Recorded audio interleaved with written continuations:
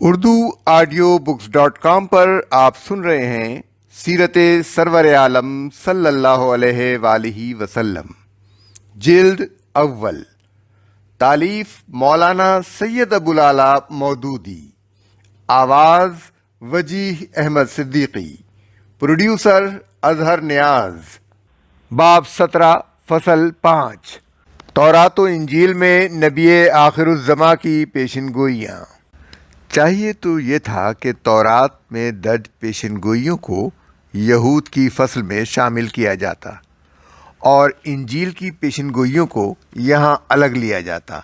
مگر فاضل مؤلف کے ہاں دونوں قسم کی پیشن گوئیاں کچھ اس طرح یکجا بیان کی گئی ہیں کہ ان کو الگ کرنے سے بحث کمزور پڑتی ہے، لہذا ساری پیشن گوئیوں کو یہاں اکٹھا لے لیا گیا ہے۔ مرتبین، یاد کرو عیسیٰ ابن مریم کی وہ بات جو اس نے کہی تھی،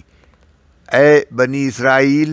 میں تمہاری طرف اللہ کا بھیجا ہوا رسول ہوں، تصدیق کرنے والا ہوں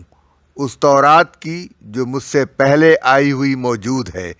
اور بشارت دینے والا ہوں ایک رسول کی جو میرے بعد آئے گا، جس کا نام احمد ہوگا۔ سورہ صف۔ اس معرکۃ الآراء آیت پر فاضل مؤلف نے بڑی اہم بحث کی ہے جو ذرا آگے چل کر پیش کی جا رہی ہے۔ مرتبین، حضرت عیسیٰ علیہ السلام کے اس قول کا اشارہ اس بشارت کی طرف ہے جو رسول اللہ صلی اللہ علیہ وآلہ وسلم کے متعلق حضرت موسیٰ علیہ السلام نے اپنی قوم کو خطاب کرتے ہوئے دی تھی۔ حضرت موسیٰ علیہ السلام کی تعلیمات اور الہامی کتاب تورات پر بھی عیسائی ایمان رکھتے ہیں، اس لیے فی نفس ہی بھی یہ پیشن گوئی ان کے نوشتوں میں محسوب ہے۔ مرتبین، اس میں وہ فرماتے ہیں، ایک نبی برپا کروں گا، خداوند تیرا خدا تیرے لیے تیرے ہی درمیان سے، یعنی تیرے ہی بھائیوں میں سے میری مانند ایک نبی برپا کرے گا، تم اس کی سننا، یہ تیری اس درخواست کے مطابق ہوگا جو تو نے خداوند اپنے خدا سے مجمع کے دن حورب میں کی تھی، کہ مجھ کو نہ تو خداوند اپنے خدا کی آواز پھر سننی پڑے اور نہ ایسی بڑی آگ ہی کا نظارہ ہوتا کہ میں مر نہ جاؤں، اور خداوند نے مجھے کہا، وہ جو کچھ کہتے ہیں سو ٹھیک کہتے ہیں، میں ان کے لیے انہی کے بھائیوں میں سے تیری مانند ایک نبی برپا کروں گا اور اپنا کلام اس کے منہ میں ڈالوں گا، اور جو کچھ میں اسے حکم دوں گا وہی وہ ان سے کہے گا، اور جو کوئی میری ان باتوں کو جن کو وہ میرا نام لے کر کہے گا نہ سنے تو میں ان کا حساب اس سے لوں گا۔ استثناء باب 18 آیات 15 تا 19۔ تورات کی صریح پیشن گوئی، یہ تورات کی صریح پیش گوئی ہے جو محمد صلی اللہ علیہ وآلہ وسلم کے سوا کسی اور پر چسپاں نہیں ہو سکتی۔ اس میں حضرت موسیٰ علیہ السلام اپنی قوم کو اللہ تعالیٰ کا یہ ارشاد سنا رہے ہیں کہ میں تیرے لیے تیرے بھائیوں میں سے ایک نبی برپا کروں گا۔ ظاہر ہے کہ ایک قوم کے بھائیوں سے مراد خود اسی قوم کا کوئی قبیلہ یا خاندان نہیں ہو سکتا، بلکہ دوسری ایسی قوم ہی ہو سکتی ہے جس کے ساتھ اس کا قریبی نسلی رشتہ ہو۔ اگر مراد خود بنی اسرائیل میں سے کسی نبی کی آمد ہوتی تو الفاظ یہ ہوتے کہ میں تمہارے لیے خود تم میں سے ایک نبی برپا کروں گا، لہذا بنی اسرائیل کے بھائیوں سے مراد لا محالہ بنی اسماعیل ہی ہو سکتے ہیں، جو حضرت ابراہیم علیہ السلام کی اولاد ہونے کی بنا پر ان کے نسبی رشتہ دار ہیں۔ مزید برآں اس پیشن گوئی کا مصداق بنی اسرائیل کا کوئی نبی اس وجہ سے بھی نہیں ہو سکتا کہ حضرت موسیٰ علیہ السلام کے بعد بنی اسرائیل میں کوئی ایک نبی نہیں، بہت سارے نبی آئے ہیں جن کے ذکر سے بائبل بھری پڑی ہے۔ دوسری بات، اس بشارت میں یہ فرمائی گئی ہے کہ جو نبی برپا کیا جائے گا وہ حضرت موسیٰ علیہ السلام کے مانند ہوگا۔ اس سے مراد ظاہر ہے کہ شکل و صورت یا حالات زندگی میں مشابہ ہونا تو نہیں ہے، کیونکہ اس لحاظ سے کوئی فرد بھی کسی دوسرے فرد کے مانند نہیں ہوا کرتا، اور اس سے مراد محض وصف نبوت میں مماثلت بھی نہیں ہے، کیونکہ یہ وصف ان تمام انبیاء میں مشترک ہے جو حضرت موسیٰ علیہ السلام کے بعد آئے ہیں۔ اس لیے کسی ایک نبی کی یہ خصوصیت نہیں ہو سکتی کہ وہ اس وصف میں ان کے مانند ہو۔ پس ان دونوں پہلوؤں سے مشابہت کے خارج از بحث ہو جانے کے بعد کوئی اور وجہ مماثلت جس کی بنا پر آنے والے نبی کی تخصیص قابل فہم ہو، اس کے سوا نہیں ہو سکتی کہ وہ نبی ایک مستقل شریعت لانے کے اعتبار سے حضرت موسیٰ علیہ السلام کے مانند ہو، اور یہ خصوصیت محمد صلی اللہ علیہ وآلہ وسلم کے سوا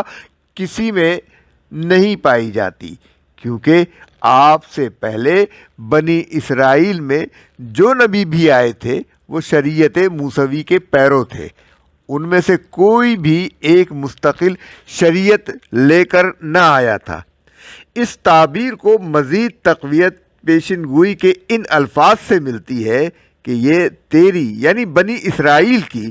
اس درخواست کے مطابق ہوگا جو تو نے خداوند اپنے خدا سے مجمع کے دن حور میں کی تھی کہ مجھ کو نہ تو خداوند اپنے خدا کی آواز پھر سننی پڑے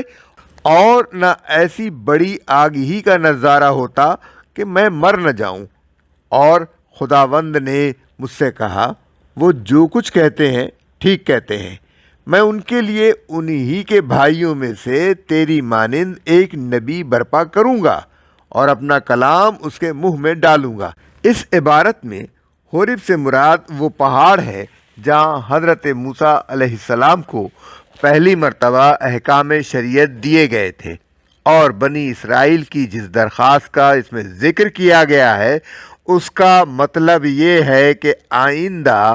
اگر کوئی شریعت ہم کو دی جائے تو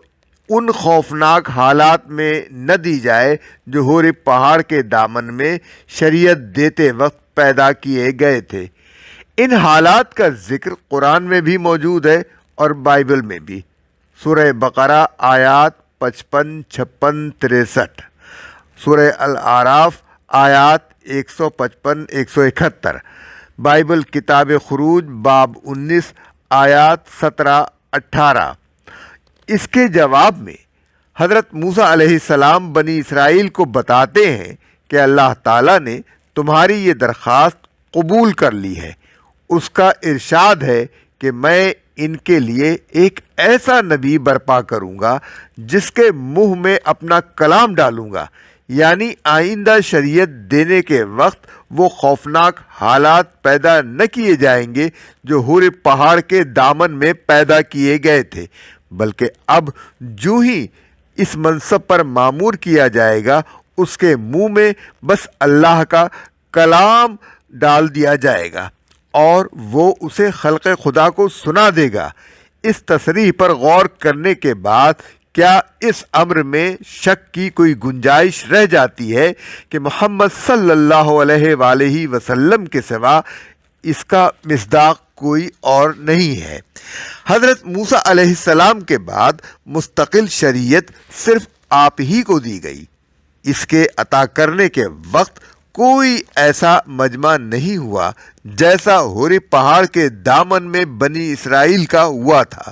اور کسی وقت بھی احکام شریعت دینے کے موقع پر وہ حالات پیدا نہیں کیے گئے جو وہاں پیدا کیے گئے تھے۔ سورہ صف کی متعلقہ آیت پر تفصیلی بحث۔ سورہ صف کی یہ آیت جس کا ترجمہ آغاز میں دیا جا چکا ہے، قرآن مجید کی ایک بڑی اہم آیت ہے جس پر مخالفین اسلام کی طرف سے بڑی لے دے بھی کی گئی ہے اور بدترین خیانت مجرمانہ سے بھی کام لیا گیا ہے، کیونکہ اس میں یہ بیان ہوا ہے کہ حضرت عیسیٰ علیہ السلام نے رسول اللہ صلی اللہ علیہ وآلہ وسلم کا صاف صاف نام لے کر آپ کی آمد کی بشارت دی تھی، اس لیے ضروری ہے کہ اس پر تفصیل کے ساتھ بحث کی جائے۔ نمبر 1، اس میں نبی صلی اللہ علیہ وآلہ وسلم کا اسم گرامی احمد بتایا گیا ہے۔ احمد کے دو معنی ہیں، ایک وہ شخص جو اللہ کی سب سے زیادہ تعریف کرنے والا ہو، دوسرے وہ شخص جس کی سب سے زیادہ تعریف کی گئی ہو، یا جو بندوں میں سب سے زیادہ قابل تعریف ہو۔ احادیث صحیحہ سے ثابت ہے کہ یہ بھی حضور صلی اللہ علیہ وآلہ وسلم کا ایک نام تھا۔ مسلم اور ابو داؤد طیالسی میں حضرت ابو موسیٰ اشعری رضی اللہ عنہ کی روایت ہے کہ حضور نے فرمایا، انا محمد و انا احمد و انا الحاشر، میں محمد ہوں اور میں احمد ہوں اور میں حاشر ہوں۔ اسی مضمون کی روایات حضرت جبیر بن مطعم سے امام مالک رحمۃ اللہ علیہ، بخاری، مسلم، دارمی، ترمذی اور نسائی نے نقل کی ہیں۔ حضور کا یہ اسم گرامی صحابہ میں معروف تھا، چنانچہ حضرت حسان بن ثابت کا شعر ہے، ترجمہ: اللہ نے اور اس کے عرش کے گرد جھمکٹا لگائے ہوئے فرشتوں نے اور سب پاکیزہ ہستیوں نے بابرکت احمد پر درود بھیجا ہے۔ تاریخ سے یہ بھی ثابت ہے کہ حضور صلی اللہ علیہ وآلہ وسلم کا نام مبارک صرف محمد ہی نہ تھا بلکہ احمد بھی تھا۔ عرب کا پورا لٹریچر اس بات سے خالی ہے کہ حضور سے پہلے کسی کا نام احمد رکھا گیا ہو، اور حضور صلی اللہ علیہ وسلم کے بعد احمد اور غلام احمد اتنے لوگوں کے نام رکھے گئے ہیں جن کا شمار نہیں کیا جا سکتا۔ اس سے بڑھ کر اس بات کا کیا ثبوت ہو سکتا ہے کہ زمانہ نبوت سے لے کر آج تک تمام امت میں آپ کا یہ اسم گرامی معلوم و معروف رہا ہے۔ اگر حضور کا یہ اسم گرامی نہ ہوتا تو اپنے بچوں کے نام غلام احمد رکھنے والوں نے آخر کس احمد کا غلام ان کو قرار دیا تھا؟ وہ نبی۔ 2، انجیل یوحنا اس بات پر گواہ ہے کہ مسیح کی آمد کے زمانے میں بنی اسرائیل 3 شخصیتوں کے منتظر تھے، ایک مسیح، دوسرے ایلیاہ یعنی حضرت الیاس کی آمد ثانی، اور تیسرے وہ نبی۔ انجیل کے الفاظ یہ ہیں، اور یوحنا حضرت یحییٰ کی گواہی یہ ہے کہ جب یہودیوں نے یروشلم سے کاہن اور لاوی یہ پوچھنے کو اس کے پاس بھیجے کہ تو کون ہے، تو اس نے اقرار کیا اور انکار نہ کیا، بلکہ اقرار کیا، میں تو مسیح نہیں ہوں۔ انہوں نے اس سے پوچھا، پھر کون ہے؟ کیا تو ایلیاہ ہے؟ اس نے کہا، میں نہیں ہوں۔ کیا تو وہ نبی ہے؟ اس نے جواب دیا، نہیں۔ پس انہوں نے اس سے کہا، پھر تو ہے کون؟ اس نے کہا، بیابان میں ایک پکارنے والے کی آواز ہوں کہ تم خداوند کی راہ سیدھی کرو۔ انہوں نے اس سے یہ سوال کیا کہ اگر تو نہ مسیح ہے، نہ ایلیاہ ہے، نہ وہ نبی، تو پھر بپتسمہ کیوں دیتا ہے؟ باب 1 آیات 19 تا 25۔ یہ الفاظ اس بات پر صریح دلالت کرتے ہیں کہ بنی اسرائیل حضرت مسیح علیہ السلام اور حضرت الیاس علیہ السلام کے علاوہ ایک اور نبی کے منتظر تھے، اور وہ حضرت یحییٰ علیہ السلام نہ تھے۔ اس نبی کی آمد کا عقیدہ بنی اسرائیل کے ہاں اس قدر مشہور و معروف تھا کہ وہ نبی کہہ دینا گویا اس کی طرف اشارہ کرنے کے لیے کافی تھا۔ یہ کہنے کی ضرورت ہی نہ تھی کہ جس کی خبر تورات میں دی گئی ہے، مزید برآں اس سے یہ بھی معلوم ہوا کہ جس نبی کی طرف وہ اشارہ کر رہے تھے اس کا آنا قطعی طور پر ثابت تھا، کیونکہ جب حضرت یحییٰ سے یہ سوالات کیے گئے تو انہوں نے یہ نہیں کہا کہ کوئی اور نبی آنے والا نہیں ہے، تم کس نبی کے متعلق پوچھ رہے ہو؟